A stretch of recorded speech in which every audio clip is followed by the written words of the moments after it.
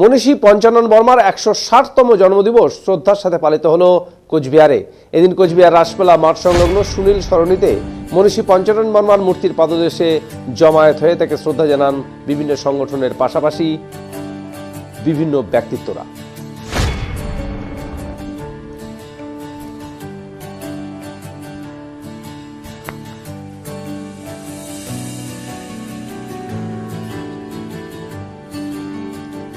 1865 সালের এই দিনে অর্থাৎ পয়লা ফাল্গুন মনীষী পঞ্চানন বর্মার জন্ম হয় তৎকালীন কোচবিহার রাজ্যের মাথাভাঙা মহকুমার ফুলিচামারি গ্রামে।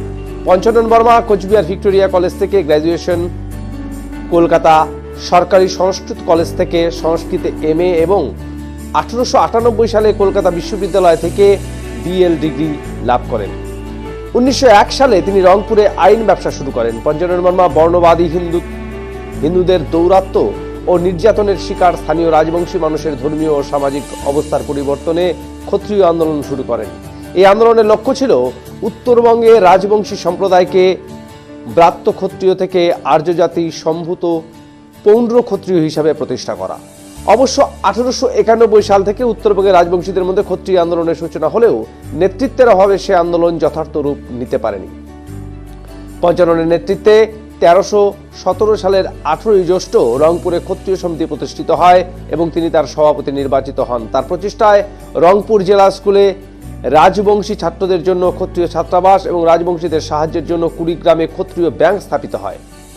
নিজ সম্প্রদায়ের উন্নতিকল্পে তার যোগ্য নেতৃত্ব এবং সরকারের কাজের সহযোগিতা রীতিস্বরূপ তিনি রায় সাহেব এবং মেম্বার অফ ব্রিটিশ এম্পায়ার উপাধিতে ভূষিত হন। 1935 সালে মৃত্যু হয় এই মনীষীর।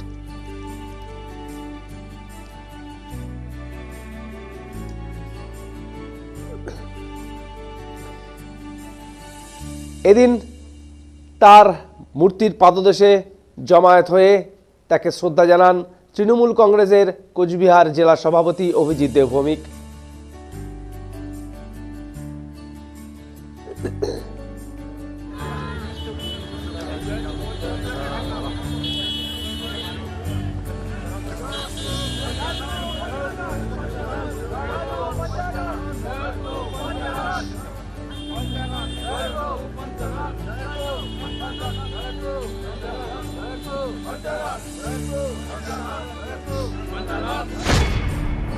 এরপর তাকে ফুলমালা দিয়ে শ্রদ্ধা জানান কোচবিহার পৌরসভার পৌরপ্রধান রবীন্দ্রনাথ ঘোষ, প্রাক্তন সাংসদ পার্থপ্রতিম রায় প্রমুখ।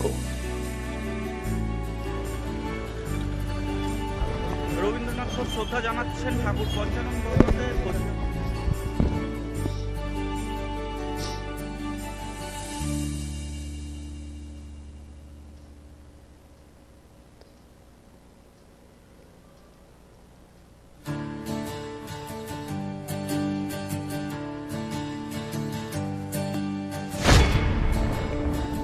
এর পাশাপাশি এদিন মনীষী পঞ্চানন বর্মাকে ফুলমালা দিয়ে শ্রদ্ধা জানায় পশ্চিমবঙ্গ সামাজিক ন্যায় মঞ্চ কোচবিহার জেলা কমিটি। এই সংগঠনের পক্ষ থেকে শ্রদ্ধা জানান প্রাক্তন মন্ত্রী অনন্ত রায়, প্রাক্তন বিধায়ক নগেন্দ্রনাথ রায়, সংগঠনের কোচবিহার জেলা সম্পাদক কাজল রায় প্রমুখ।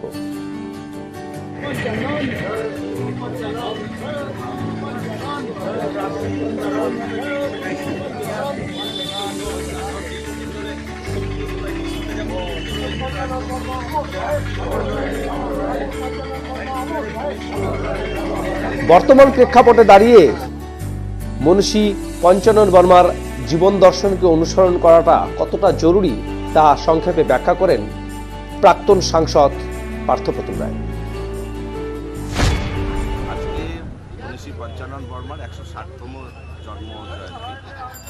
প্রত্যেক বছর কোচবিহার পঞ্চানন পার্কে ক্ষত্রিয় সোসাইটির পক্ষ থেকে এই দিনটি পালন করা হয়। আমরাও আসি এবং পুষ্পার্ঘ্য নিবেদন করি। পঞ্চানন বর্মার প্রাসঙ্গিকতা আজকেও সমানভাবে সমাজে গুরুত্বপূর্ণ। এই কারণেই পঞ্চানন বর্মা যে ভাবনাগুলো ভেবেছেন যে শিক্ষা ঘরে ঘরে পৌঁছক, শিক্ষার ব্যতীত অন্য কিছু মানুষের বিকল্প নেই, এই যে বা নারী শিক্ষা, নারী ক্ষমতায়ন, নারীদের আত্মরক্ষার কৌশল জানা, এই যে বিষয়গুলো বা তার চিন্তা ভাবনা যে যার খাদ্য আন্দোলন, তার